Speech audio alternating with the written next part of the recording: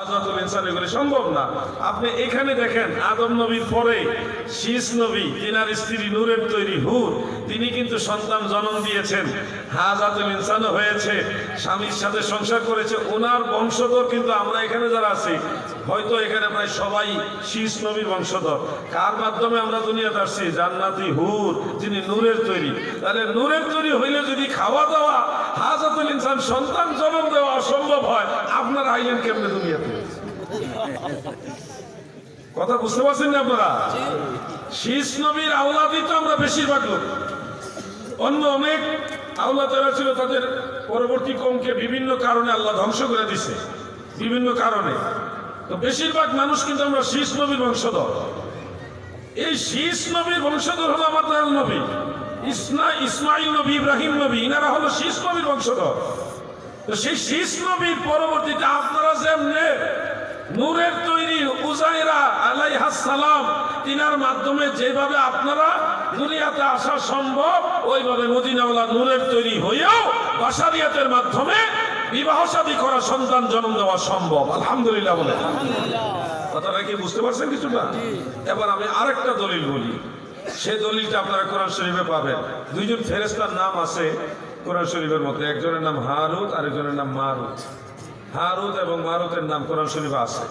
হারুত এবং মারুতের তাফসীর যদি আপনি যে কোনো বিখ্যাত তাফসীরগুলি খোলেন, ইবনে কাসিরের মধ্যে পাবেন, আল বিদায়া ওয়ান নিহায়ার মধ্যে পাবেন, মুসনাদ বাজ্জারের মধ্যে আমি পেয়েছি, জামিউল মাসানিদ ওয়াস সুনানের মধ্যে হাফিজ ইবনে কাসির উল্লেখ করেছেন। আমার আল্লাহ ফেরেশতাদেরকে বলেছিলেন, হে ফেরেশতারা, ইন্নী আ'লামু মা লা তা'লামুন, নিশ্চয়ই আমি যা জানি তোমরা তা জানো না। মানুষের সৃষ্টির ব্যাপারে তারা একটু ভিন্নভাবে বলেছিল, এই জন্য আমার আল্লাহ বলছে আমি যা জানি তোমরা তা জানো না। এই জন্য ফেরেশতাদের বোঝানোর উদ্দেশ্যে আল্লাহ তাআলা বলেন, তোমাদের মধ্যে দুইজন ফেরেশতাকে বাছাই করো। সহিহ হাদিস, সনদের রিজাল যারা আছে সবাই সেটা, দুইজন ফেরেশতাকে বাছাই করো যাদেরকে আমি দুনিয়াতে পাঠাবো। তখন হারুত এবং মারুতকে বাছাই করা হলো। হারুত এবং মারুতকে আল্লাহ তাআলা বাশারিয়াত দান করলেন, মানবীয় গুণ দান করলেন, কিন্তু তৈরি হলো নূরের। তৈরি কিসের? নূরের তৈরি। আল্লাহ তাআলা তাদেরকে বাশারিয়াত দান করলেন, মানবীয় গুণ দান করে দুনিয়াতে পাঠাইলেন তিনটা শর্ত দিয়ে। আপনাকে মনোযোগ আছে? 13 মিনিট শেষ হয়ে গেছে। বলছিলাম খেয়াল নেই। আচ্ছা, এই কথাটা শেষ করেই আমি শেষ করছি আলোচনাটা। হারুত এবং মারুতকে তিনটা শর্ত আমার আল্লাহ দিয়েছিলেন। এক নম্বর শর্ত হলো লা তুশরিক বিল্লাহি শাইআ, আল্লাহর সাথে কোনো কিছুকে শিরিক করবা না।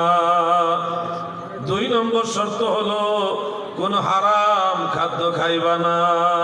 তিন নম্বর শর্ত হলো রক্তপাত ঘটাবে না, মানে মারামারি করবা না, মানুষ মার্ডার করবা না।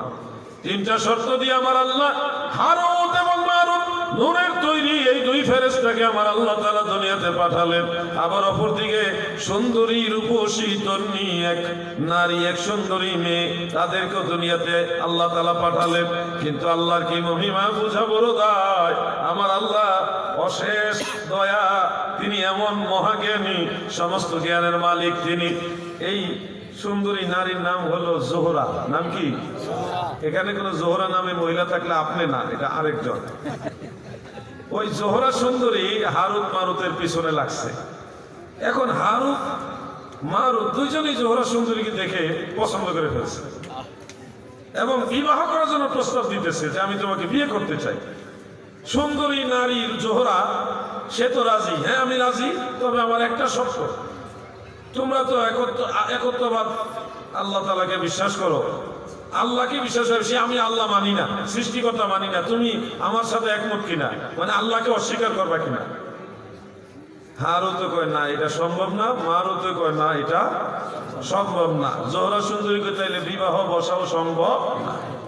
এমন কিছু বেজুইতা মহিলা আছে না আপনাদের নাস্তিকদের মধ্যে আছে, যারা আখেরাত বিশ্বাস করে না, শয়তান শয়তান, দুষ্ট নারী আর কি। রাজি হইল না, বিয়ে বসলোই না। কিছুদিন পরে একটা বাচ্চা সাথে নিয়ে ওই নারী আবার হারুত মারুতের কাছে আসছে। কথাগুলি মনোযোগ দিয়ে শুনে, এটা গল্প ঘটনা হলেও এটা কিন্তু হাদিস, সহিহ হাদিস, আল্লাহ রসুল এই ঘটনা বর্ণনা করেছেন। প্রিয় ভাইয়ের আমার, জোহরা সুন্দরীর সাথে ছোট্ট একটা বাচ্চা, ওই অবস্থায় হারুত এবং মারুত আবার তাদেরকে দেখলেন, দেখে আবার প্রস্তাব দিলেন, জোহরা সুন্দরী গো, তুমি যদি রাজি থাকো আমি বিবাহ করতে চাই। জোহরা সুন্দরী বলে, আমি তো আগের থেকেই রাজি, আমার শর্ত মানবেনি, কোন আগের শর্তটা বাদ দিয়ে নতুন শর্ত দাও।